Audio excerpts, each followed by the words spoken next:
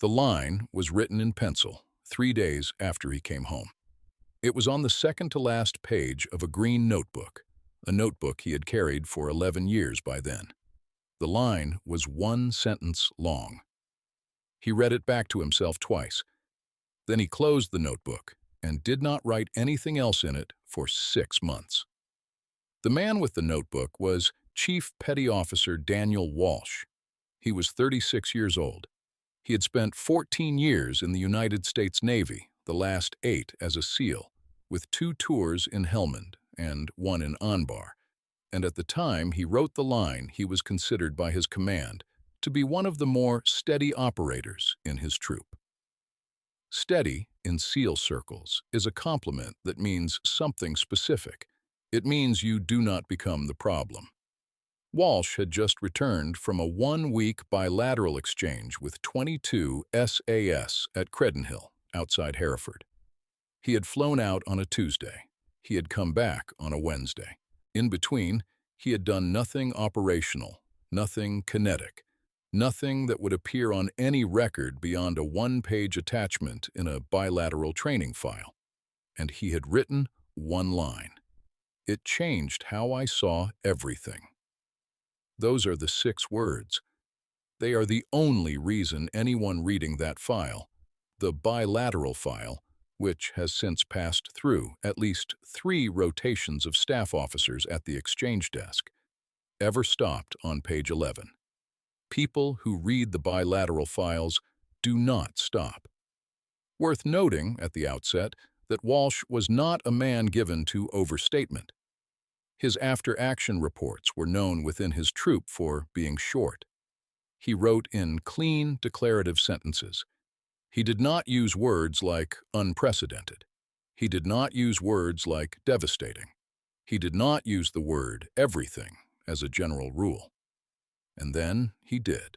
The question the file leaves behind, the question it has never answered, is what occurred in those 7 days that a man who did not use the word everything used it in a sentence that went into a record almost nobody would read. That is what follows. To understand the answer, you need to understand what Walsh expected when he boarded the flight out of Oceana. This is the part that matters, because the story is not, in the end, a story about the British doing things better. The British do some things better.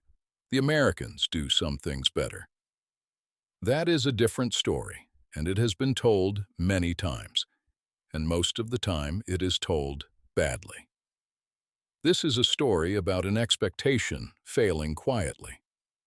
Walsh had been selected for the exchange by Commander Michael Hartwell, his troop's commanding officer at the time. Hartwell was 42.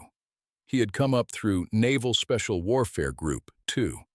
He had done 3 selection cycles as an instructor. He was known for placing his people into exchange billets that other commanders found marginal, bilateral exchanges in particular, which tend not to advance careers and tend not to produce usable training outcomes. Hartwell had a different view. He had made a note in Walsh's file in March of that year. The note was 4 words long. It read, "Send him to Hereford." Walsh did not ask why. He had met a handful of SAS operators over the years, in Kabul in 2012, in a cross-unit course at Bragg in 2014, in a forward base in Helmand in 2015, where a British reconnaissance element passed through and stayed 36 hours and left. He had formed an impression. The impression was, to his own summary at the time, quiet, older on average, a lot of surname-only communication, not impressive at first glance. He had written it in the green notebook. The phrase, "not impressive at first glance," is the phrase he used. It is on page 4. He did not, when he wrote it, intend it as a compliment or a criticism. It was an observation. What he did not know on the flight to Hereford was that this phrase, "not impressive at first glance," would become the thing he sat with most often in the months after he came home. Not because he decided the SAS had been impressive after all. But because he decided he had been watching for the wrong thing, he landed at Heathrow on a Tuesday. He was met at arrivals by a warrant officer in civilian clothes who did not introduce himself by name. They drove west for 2 hours and 40 minutes. They stopped once for fuel at a station off the M40, where the warrant officer bought 2 bottles of water and paid in cash. Walsh noted the cash. He did not know why he noted it. He noted it. The facility at Credinhill is not what most Americans imagine when they imagine a special operations base. There is no marble-floored lobby. There is no glass-fronted headquarters with a unit crest at eye level. The buildings are low, functional, painted in colors that do not draw the eye. When Walsh first passed through the main gate at 1447 local on Tuesday, the first thing he saw was a man in a rain jacket walking a dog. The man did not look up. The man, Walsh would learn on Friday, was the regimental sergeant major. The dog was named Nelson. Walsh was quartered in a room on the second floor of a converted mess building. The room was roughly 3.5 meters by 4. It had a bed, a wooden desk, a chair, 1 window, and a metal locker with no lock. On the desk was a single sheet of paper. On the sheet of paper was a name, a time, and a building number. The name was Sergeant Major James Kettering.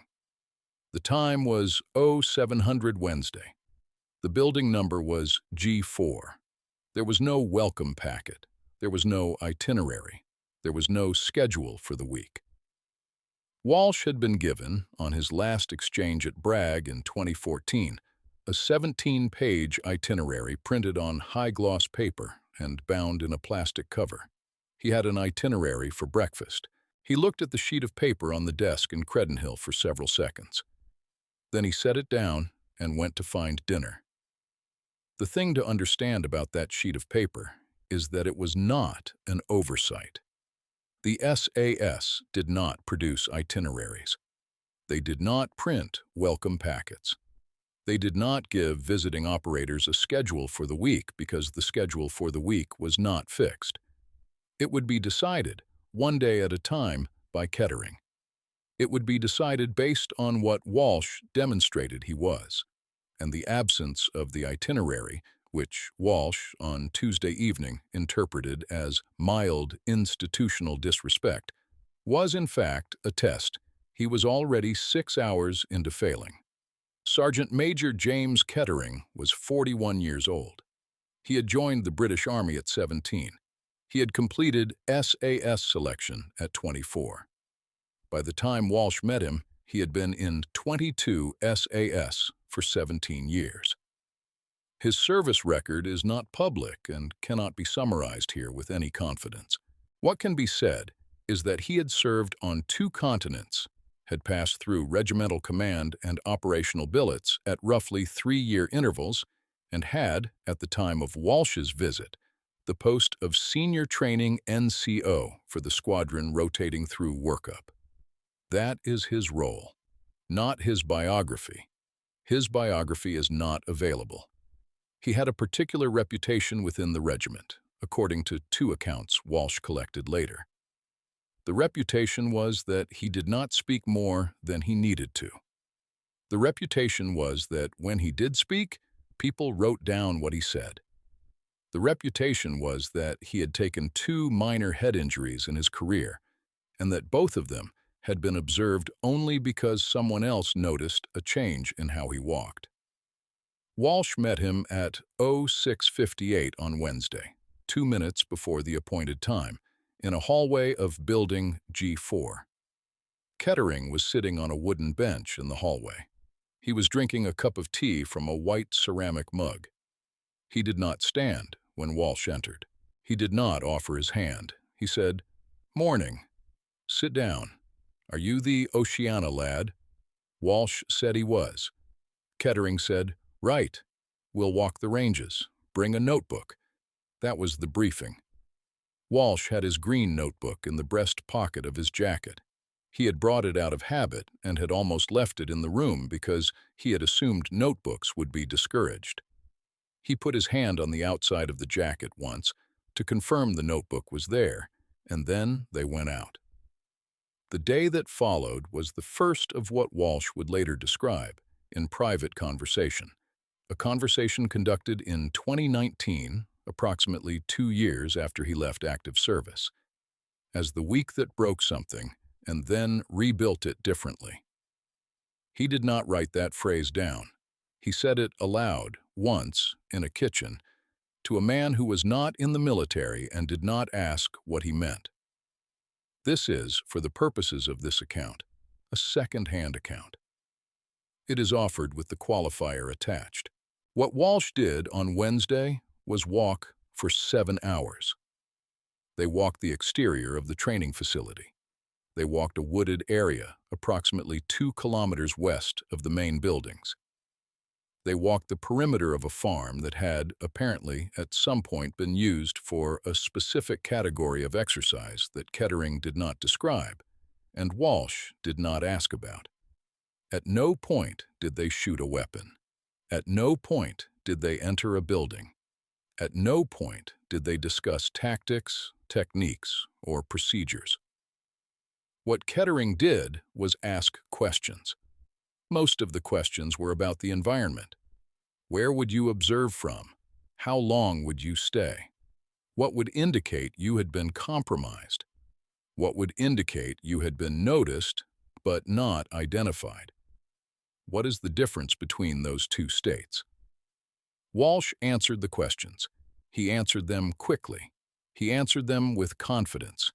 He answered them on reflection, and this is the point, the way a SEAL would answer them. Badly.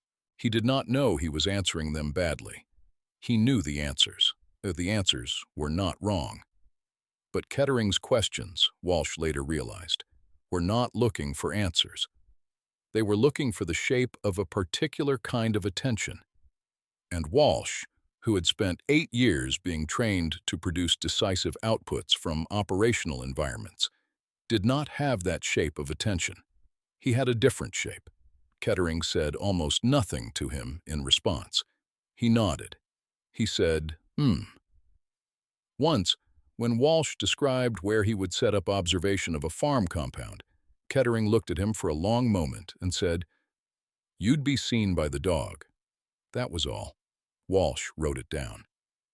The second day, Thursday, they did not walk. They sat in a small room on the first floor of G4 with a window looking out over a paved courtyard. The window faced east. The light through the window was flat and gray. Kettering had brought 3 folders. The folders contained photographs. The photographs were of houses, of streets, of doorways, of vehicles. Kettering gave Walsh the folders and told him to describe what he saw. Walsh described what he saw. He identified ingress and egress routes. He identified overwatch positions. He identified likely concealment of surveillance detection teams. He identified the position he would place a 2-man element for 48 hours of passive observation. He identified everything a SEAL in a pre-mission workup would be expected to identify, and he did it with the fluency of a man who had been doing it for 8 years. When he was finished, Kettering said, "How long did it take you?" Walsh said, "About 14 minutes per folder." Kettering said, Kettering then opened his own notebook. It was a brown notebook. It was older than Walsh's. Walsh noted the edges were frayed in a specific pattern that indicated the notebook was carried in a back pocket, not a breast pocket, and had been for a long time. Kettering read what he had written about the same 3 folders. He had written for 40 minutes per folder. He had, on each of them, noted things Walsh had not noted. He had noted the position of a second-floor curtain in one photograph that suggested the room behind it was occupied at specific hours. He had noted the condition of the hinges on a side door in another that indicated the door was used frequently by a person of a particular height. He had noted, on the third, the presence of a child's toy in a front yard, and drawn a conclusion from it that Walsh did not write down in his own notebook, because he had not, himself, drawn any conclusion at all. Kettering closed the brown notebook. He said, "You're looking at doors. I'm looking at who uses them." It was the longest sentence he said all week. What Walsh wrote in his green notebook that evening was not an analysis of what had happened. He was not ready for analysis. What he wrote was a list of 6 things Kettering had pointed out that Walsh had not seen. He wrote them because he was a professional, and professionals record their failures honestly. He did not underline any of them. He did not comment on them. At the bottom of the list, he wrote, "Same photos, different problem." He did not know what he meant by it yet. The thing to understand is that Walsh, at this point in the week, was not impressed. He was unsettled. Those are different states. A man who is impressed is a man who has been shown something larger. A man who is unsettled is a man who has been shown that he has been working on the wrong version of his own problem. Walsh went to sleep at 22:30 on Thursday. He did not sleep well. On Friday morning, Walsh was taken to a different building. The building was G9. It was smaller than G4. It had one room on the ground floor that Walsh would describe later as the quietest room I have been in a military structure of any kind. The room had no windows. The walls were not decorated. There was a single long table and 8 chairs. Kettering was there. So were 3 other men. None of them stood when Walsh came in. None of them introduced themselves. Kettering said, "Sit." Walsh sat. What happened in that room over the next 3 hours is not information that can be printed here in full. The exercise involved the reconstruction of a hypothetical target area from a packet of mixed-quality information: photographs, single-source reporting, a transcript, a map. It is a type of exercise that is done in many units and at many levels. The specific variant the SAS ran that morning is not one Walsh had seen before. What can be said about it is this. Walsh, at the start of the exercise, was given 20 minutes to read the packet. He read the packet in 14. He had been trained to read quickly. He finished early. He looked up. Kettering was looking at the ceiling. The other 3 men were reading, still. None of them had finished. 2 of them were reading with pencils in hand, slowly, rereading certain pages. Walsh waited. At minute 20, Kettering said, "Right.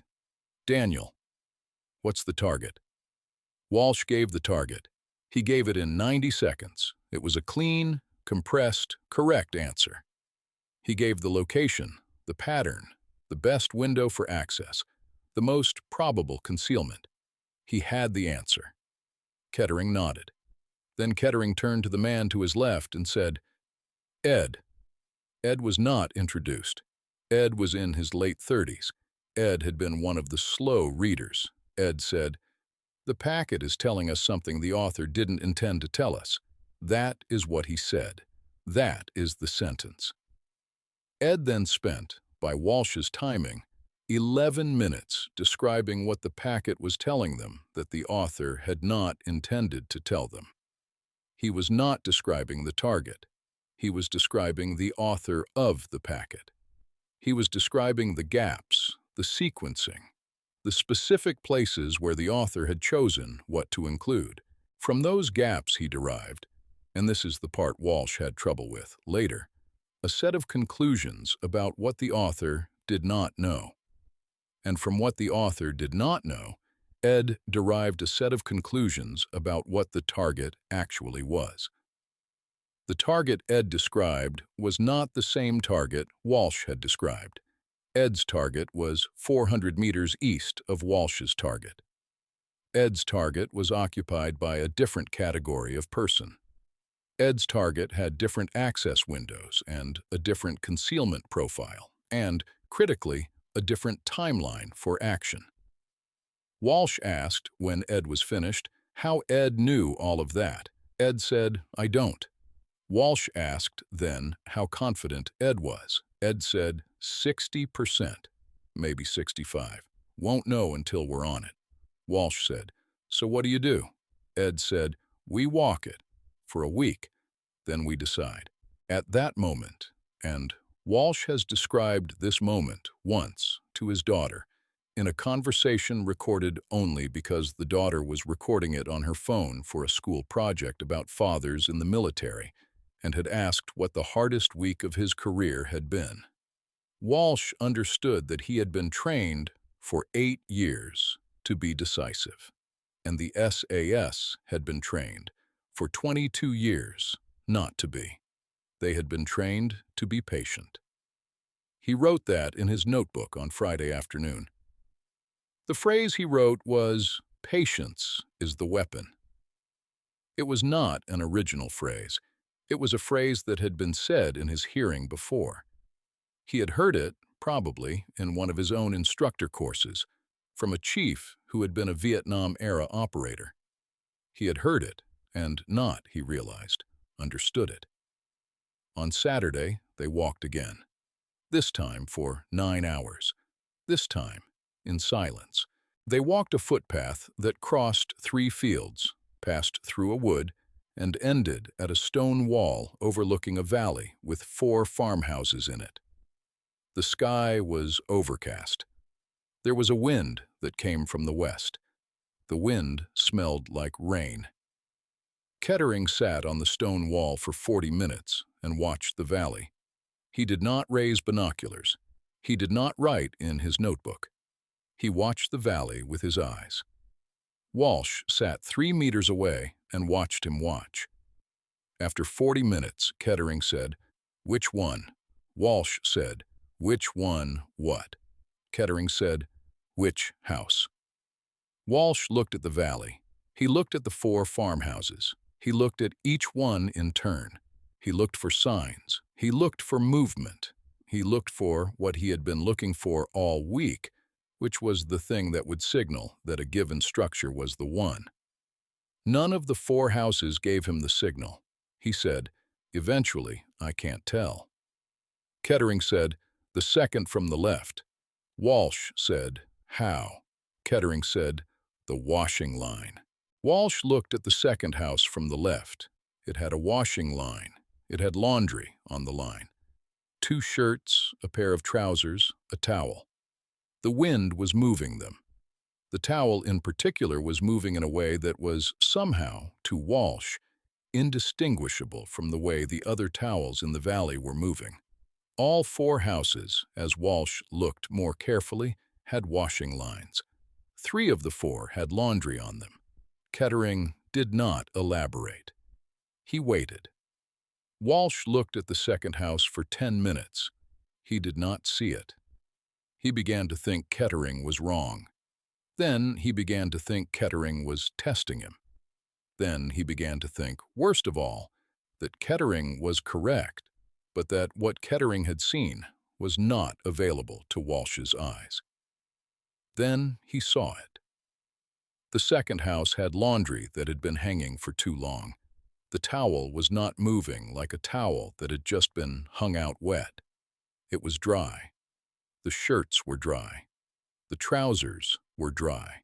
The laundry had been on the line since the previous day, or longer. The other houses had laundry that had been put out that morning. The second house did not. Someone in the second house had not done their laundry in the normal rhythm. Kettering said, "Right." "Why?" Walsh said. "I don't know." Kettering said, "Neither do I. But now we watch."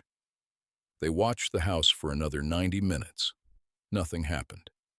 Then a man came out of a side door, walked to a parked car, opened the boot, removed a canvas bag, and returned to the house.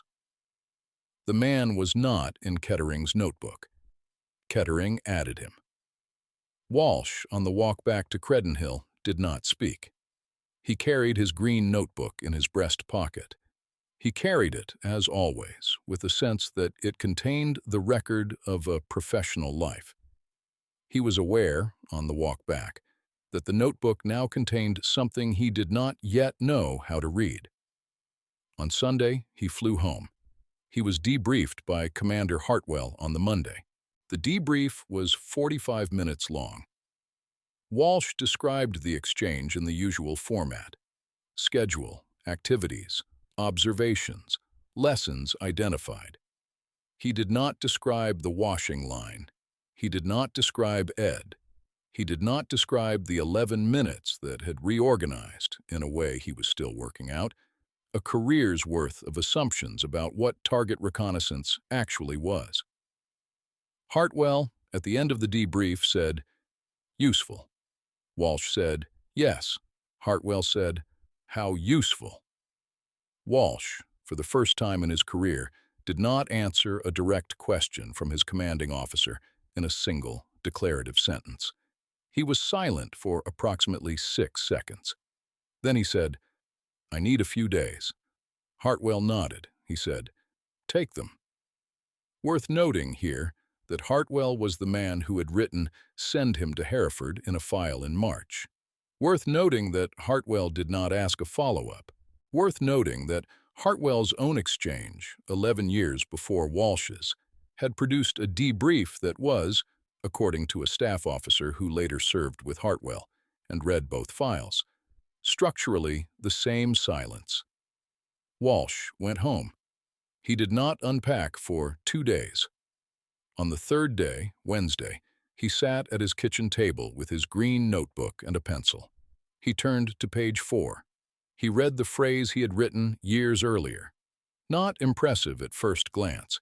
He read it twice. Then he turned to the second-to-last page of the notebook. He wrote one line. He wrote it in pencil because he did not, at that moment, trust himself enough with ink. The line was 6 words long. It changed how I saw everything.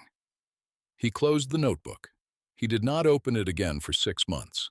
The green notebook is, as far as anyone knows, in a box in a storage unit outside Virginia Beach. Walsh retired from the Navy in 2017. He works now in a civilian role that involves none of the skills he was trained for, and which is the only civilian role he has ever held. He has not returned to Hereford. He has not, to the knowledge of his former troop, maintained contact with Kettering. Kettering, for his part, retired from 22 SAS in 2021 after 26 years of service.